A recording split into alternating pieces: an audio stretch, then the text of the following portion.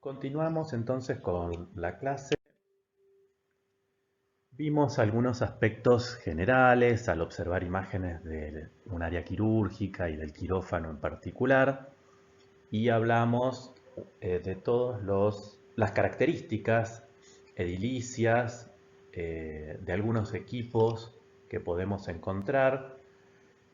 Por supuesto fue a nivel introductorio, ya que tengan en cuenta que los quirófanos, junto con las terapias intensivas, son los sectores de las instituciones de salud en donde mayor complejidad vamos a encontrar, no solo en toda la infraestructura y en la construcción, en los aspectos edilicios y de diseño, sino también en la cantidad y especificidad de la tecnología que se aplica hoy en estos dos lugares. Ahora vamos a enfocarnos un poco más en algunos aspectos teóricos que tienen que ver con otra palabra que veníamos nombrando, que era el riesgo. Vamos a definir entonces al riesgo como la probabilidad de que ocurra un evento y que ese evento cause un determinado impacto. Fíjense que estamos hablando de una definición general en donde, por ejemplo, este impacto no estamos diciendo que siempre sea negativo, sino que es la probabilidad de que ocurra un evento y ese evento va a tener un impacto siempre. Puede ser más o menos grave o puede ser positivo o negativo. Debido a la importancia que se le ha reconocido a la posibilidad de prevenir o de evitar estos eventos, digamos, o incidentes que puedan provocar riesgo, es que se han desarrollado numerosas técnicas para el análisis de riesgo.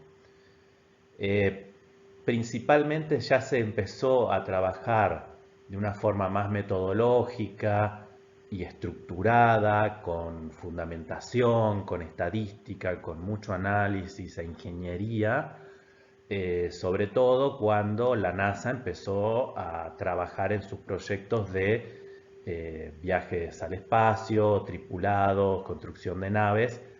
Y por otro lado, también se ha aplicado muchísimo y desde el inicio todo lo que tiene que ver con la teoría del riesgo en las instalaciones nucleares, ¿no es cierto? Posteriormente se fue trasladando a todas las demás industrias y áreas de trabajo.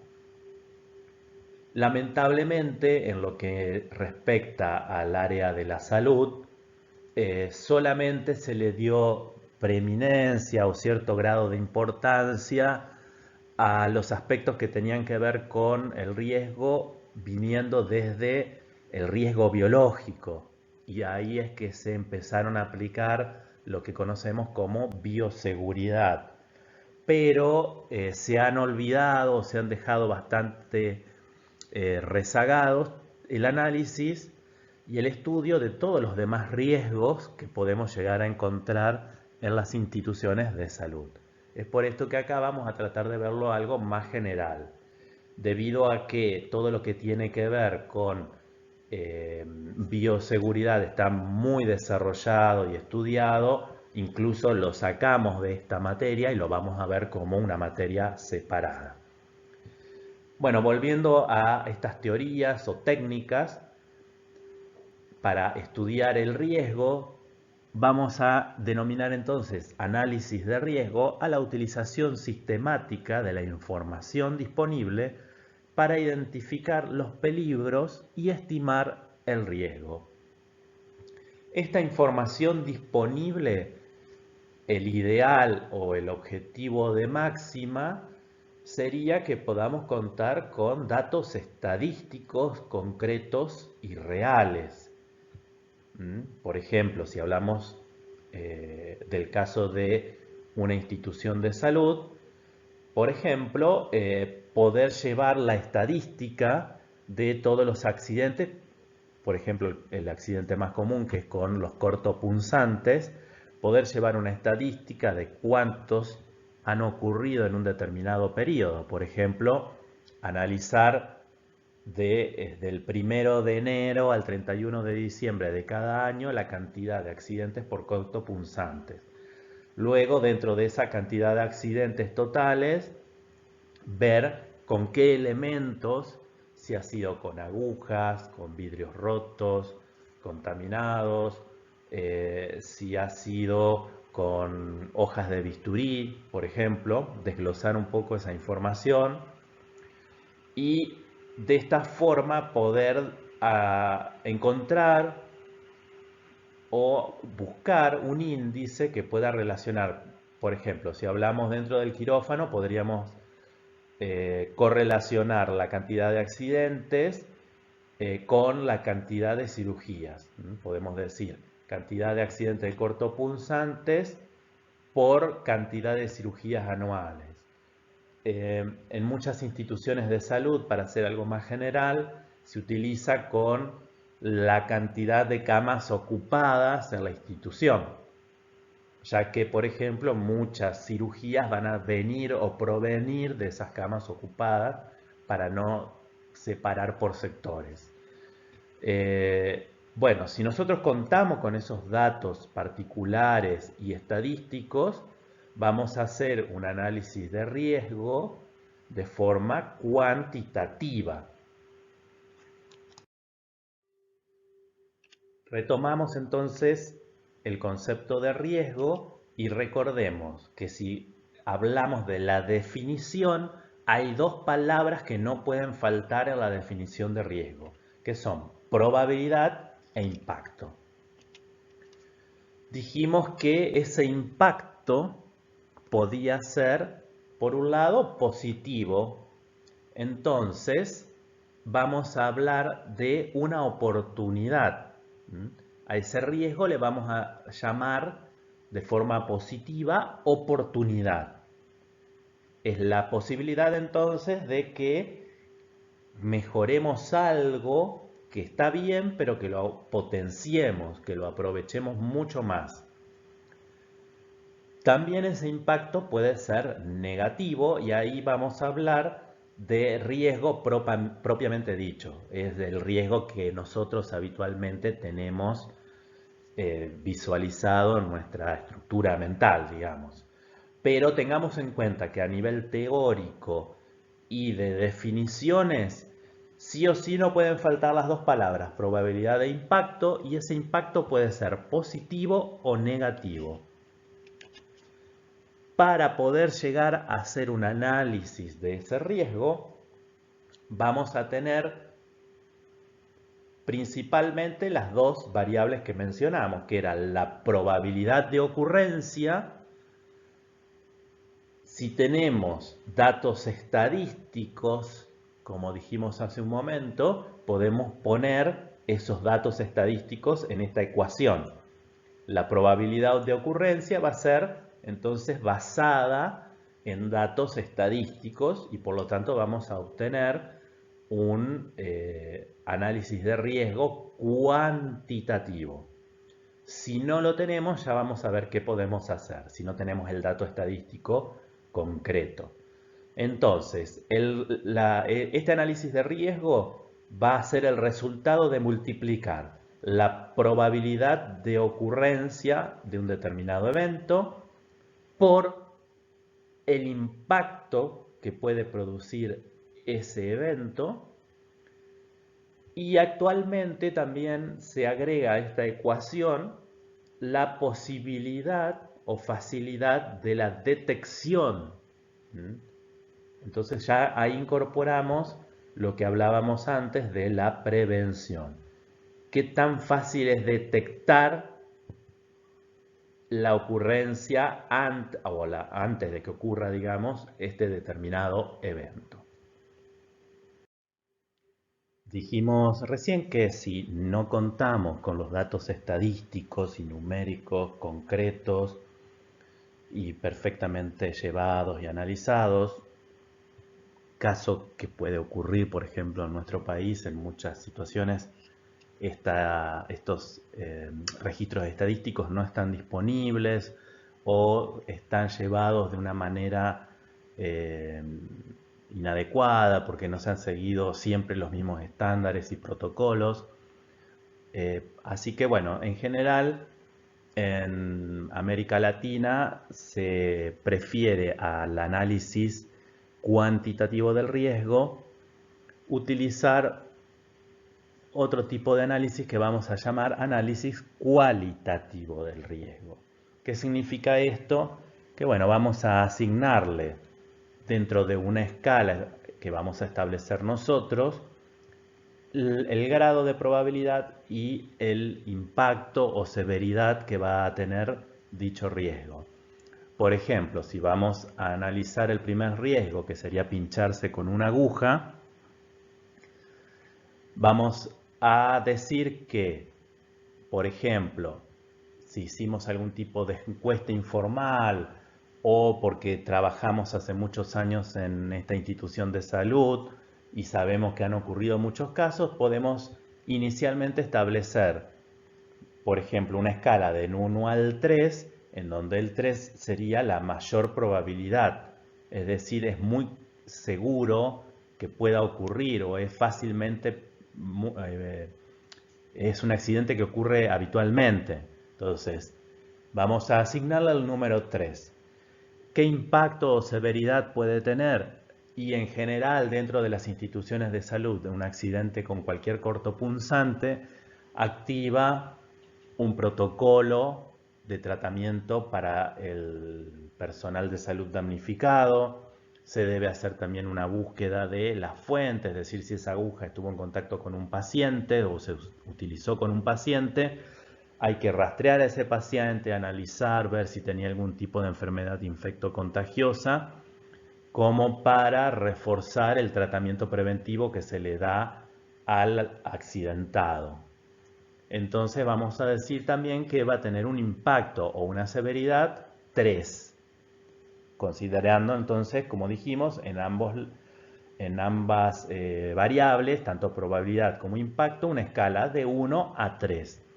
Esto, si volvemos a la fórmula que vimos hace un ratito, nos va a dar un riesgo que va a resultar del multiplicar ambos valores.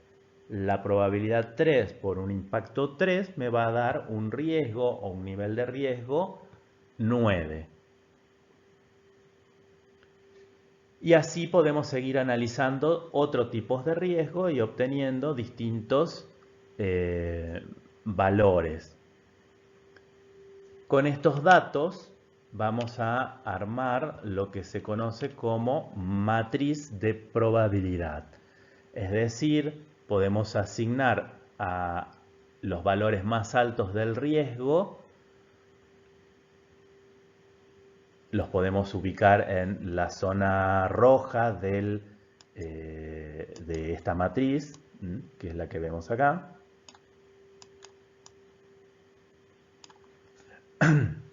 A los valores intermedios en la zona amarilla y a los valores más bajos en la zona verde, que en este caso no tenemos ninguno. Es así entonces que asignamos al riesgo 1, denominado R1 para resumir, el valor 9, que es muy alto, por eso está en la esquina inferior derecha de la matriz con el valor más alto. Si vemos desde el lado del impacto, ¿qué tipos de impacto o severidad podemos llegar a tener? Bueno, por un lado podemos tener daños al factor humano. Cuando hablamos de factor humano en una institución de salud, nos referimos a dos grandes grupos. Por un lado, a el personal de salud, es decir, todas las personas que trabajan en la institución de salud, y por otro lado también el daño que pueden sufrir los pacientes y o acompañantes del paciente. También podemos tener impacto o daños al medio ambiente, por ejemplo, una mala gestión de residuos patogénicos generados por la institución de salud puede impactar negativamente en el ambiente. Puede haber impactos económicos. Por ejemplo, no sé, una falla eléctrica que quema todos los aparatos biomédicos o electromédicos del quirófano, va a generar una pérdida importante porque estamos hablando de un capital tecnológico que tiene un altísimo costo económico. También si fueran efectos o daños al factor humano, pueden implicar también gastos económicos porque hay que licenciar al personal que fue afectado, hay que seguir pagándole el sueldo, hay que hacerse cargo de los tratamientos para que se recupere esa persona. Si fueran daños a un paciente, puede involucrar también juicios por mala praxis o contra la institución. También el impacto puede ser en la calidad. Por ejemplo, hoy en día es muy importante dentro de las instituciones de salud, sobre todo las privadas, no solamente contar con tecnología y el mejor plantel profesional y más capacitado, sino también es importante la imagen que se brinda. Es decir, que uno llega, por ejemplo, a la institución de salud y se encuentra con un lugar limpio, bien diseñado, con un flujo de personas adecuado, con un layout, esto se llamaría, digamos, a cómo ingresan las personas, son atendidas, va a una sala de espera, que haya poco retraso en la atención, por ejemplo, la imagen de la limpieza. En muchas instituciones de salud que tienen internación y que son privadas, se le da también mucha importancia al diseño y la estética, por ejemplo, de las habitaciones, al servicio de hotelería, al servicio de alimentación. Bueno, todo esto son cosas que impactan en la calidad. Cualquier error en estas etapas puede impactar negativamente en la imagen y sobre todo en la calidad del servicio que está brindando esta institución de salud. Volviendo entonces a este análisis cualitativo, podemos, por ejemplo, asignarle una escala del 1 al 3, dijimos, a la probabilidad de ocurrencia de un evento. Le vamos a asignar 1 cuando esa probabilidad es baja, es decir, es improbable que ocurra ese evento, es infrecuente o con una posibilidad remota de ocurrencia del evento. Le vamos a asignar un 2 cuando esa probabilidad de ocurrencia es media, es decir, ese evento puede ocurrir, pero no tan frecuentemente. Y una probabilidad de ocurrencia 3 o alta es cuando es posible que ocurra, ocurre a menudo o es frecuente. Esto es un ejemplo. Podría utilizar una escala del 1 al 5 también, del 1 al 10. Esto es en función de la cantidad de datos o información o relevamientos de información que yo haya realizado.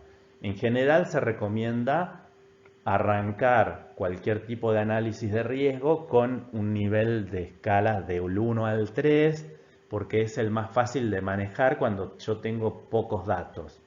Lo mismo puedo hacer al nivel de severidad.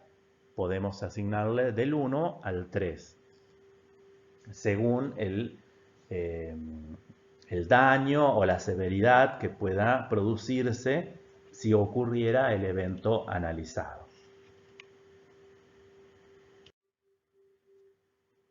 Entonces dijimos que si tomábamos esa matriz inicial, multiplicábamos los valores asignados de probabilidad por el valor asignado de la gravedad o severidad, nos va a dar un valor de riesgo. Esos datos los podemos ordenar. El producto de estas dos variables, probabilidad e impacto, lo podemos ordenar en una matriz y asignarle a cada celda de esa matriz el resultado del producto o la multiplicación de esas dos variables. Y vamos a obtener entonces lo que se va a llamar matriz de riesgos si yo coloco en esas celdas, según el resultado, los riesgos que analicé, que serían estos, por ejemplo, pincharse con una aguja, riesgo de electrocución, caerse o tropezarse con los cables, por ejemplo en el quirófano, cortarse con una ampolla, que estaría dentro también del lo que se denomina habitualmente como riesgos o accidentes con cortopunzantes. Bueno, todo eso lo podemos ordenar y ubicar en esta matriz finalmente. Entonces, en esta yo voy a tener establecidos cada celda qué resultado de esta multiplicación que tengo acá me va a dar. Y en función de los riesgos que yo analicé, los voy a ubicar en las celdas que correspondan dentro de la matriz de riesgo. Y vamos a decir que en la zona roja van a estar los que son riesgos inaceptables. En la zona amarilla vamos a decir que ubicaremos a los riesgos que deben ser mantenidos tan bajos como razonablemente sea posible o practicable. Es decir, puede ocurrir que algún tipo de riesgo sea tan caro o tan difícil de bajar ese riesgo que se lo mantiene en el nivel más bajo posible porque el resultado o la necesidad de contar con esta actividad o con este producto hace que yo lo acepte, a pesar de que esté en un valor intermedio. Y aquellos riesgos que están dentro de la zona verde, que sería toda la zona que tenemos acá en esta matriz, todo esto es la zona verde, van a ser los riesgos aceptables. Es decir que a la hora de implementar medidas o un plan de acción, vamos a atacar primero los riesgos que se encuentran en la zona roja, porque van a ser los que van a tener mayor impacto y gravedad.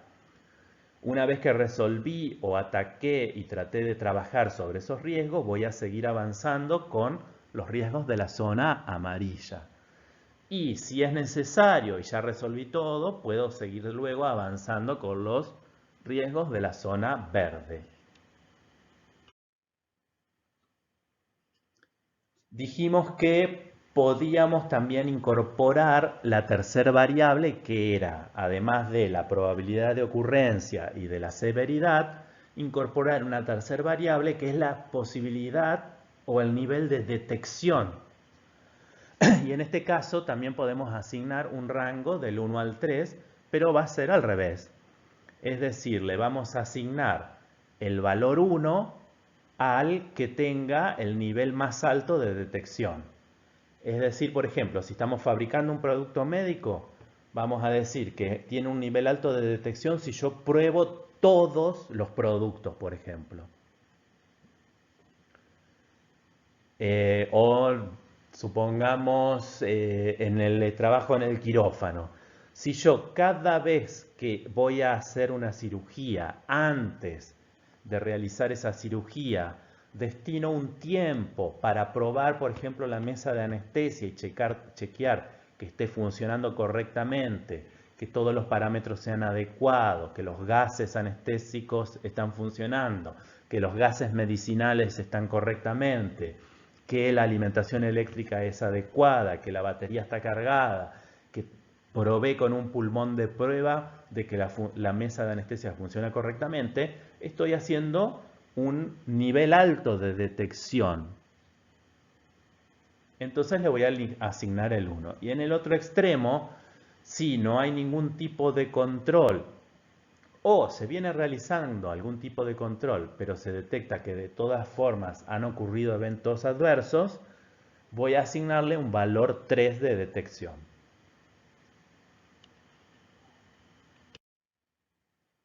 Vemos en esta imagen entonces cómo quedaría el análisis cualitativo del riesgo si yo agrego la tercera variable que mencioné recién, que dijimos que vamos a denominar detección, que es esta tercera variable. Entonces ahora, si sigo trabajando con las escalas del 1 al 3, ya el riesgo no va a ser el máximo o el más riesgoso el 9, sino el 27, porque si los tres valores o los tres parámetros, probabilidad, impacto y detección, tienen el valor 3, esto me va a dar como resultado 27. Entonces, en la matriz en donde yo voy a ubicar los distintos resultados, esta celda va a ser la más peligrosa porque va a tener el más alto valor de riesgo, que es 27. Y así puedo seguir avanzando hacia abajo y establecer distintos valores para los otros números que puedan resultar. Entonces, este es el mismo análisis que hicimos antes, con la diferencia que agregué la tercera variable, que sería el nivel de detección que vemos en esta columna. Bueno, para mencionar algunos ejemplos más comunes o típicos de riesgos que pueden afectar la salud del personal que trabaja habitualmente y especialmente en quirófanos, mencionamos en esta diapositiva algunos de estos casos. Por ejemplo, riesgo de exposición a enfermedades transmisibles a través de la sangre. Bueno, esto tiene que ver más con la materia que van a tener ustedes por separado, que es bioseguridad, alergia profesional al látex. Bueno, el látex es un material inerte y que en muchas personas sensibles puede generar algún tipo de alergias o pruritos en la piel. Exposición a radiaciones ionizantes, acá nos referimos a que muchas veces en los quirófanos se pueden necesitar en algunos procedimientos la utilización de aparatos biomédicos que generan rayos X, por ejemplo, para tomar la imagen radiográfica o una placa radiográfica durante una cirugía, o hay diversos procedimientos que se realizan utilizando un equipo especial que se denomina arco en C, que emite radiaciones ionizantes de forma continua. Bueno, para todo esto existen protocolos de seguridad que deben cumplir las personas que están realizando este procedimiento quirúrgico y que además están utilizando estos aparatos que ponen en riesgo su salud. La exposición a radiaciones no ionizantes. En este caso nos referimos, por ejemplo, a dispositivos médicos que emitan algún rayo láser en cualquiera de sus rangos de frecuencia. Esto es común, por ejemplo, en cirugías oftalmológicas. Por ejemplo, se usa el excimer láser. Y bueno, puede llegar a necesitarse en algún otro tipo de cirugía. Para estos dispositivos también hay que cumplir una serie de protocolos de seguridad para no arriesgar la salud del personal que está realizando el procedimiento. Riesgos de exposición a los gases anestésicos. Bueno, acá estamos hablando de los residuos que pueden generarse durante el procedimiento de anestesia debido al uso de una mesa de anestesia. Esto va a estar dentro de lo que vamos a denominar riesgos químicos. Luego existen otros tipos de riesgos, como pueden ser electrocución por la falla de algún dispositivo eléctrico o algún dispositivo de seguridad en las instalaciones eléctricas, riesgos de incendio, de explosión, no están mencionados acá, pero puede haber accidentes por caídas de objetos que estén mal sujetados, tropezones o caídas de las personas, por ejemplo, que en el caso que habíamos mencionado en un quirófano, hay muchos aparatos que están conectados a través de mangueras, por ejemplo, los gases medicinales, o de cables de alimentación eléctrica a los tomas de corriente. Entonces todo esto, si no está bien organizado, mientras se realiza el procedimiento quirúrgico, puede generar que una persona se enriede con esos cables o mangueras y pueda caerse también. Por otro lado, también está, además de la salud física, la salud mental del personal de salud. y que, bueno, en general, sobre todo los quirófanos, se producen una superposición de efectos, digamos. Por un lado, se pasan muchas horas encerrados en un ambiente en el cual no vemos la luz natural o del día, estamos en un espacio confinado. También todo esto puede generar, junto con la gran cantidad o la carga horaria de trabajo, la cantidad de cirugías que se realizan en el plazo o en el turno que yo estoy trabajando, la complejidad de estos procedimientos y la superposición de muchas especialidades médicas y profesionales dentro de un espacio tan pequeño. ¿Eh? Esto hace también a una lucha de poderes, hay que interactuar con demasiadas personas, una gran cantidad de personas. Y bueno, todo esto también puede afectar la salud mental del personal que está trabajando dentro del quirófano.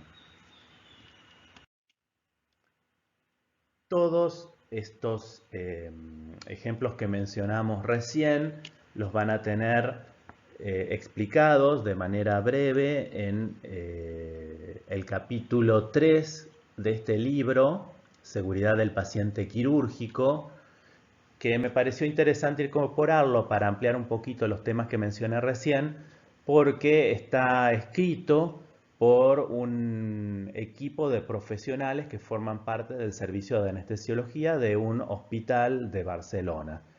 Así que lo que van a ver en este apunte que se encuentra en el campus de la ARBA es bastante aplicable y está escrito por personas que trabajan en el área de anestesia. Así que creo que les va a ser muy útil y lo deben leer y estudiar. Se encuentra en el campus.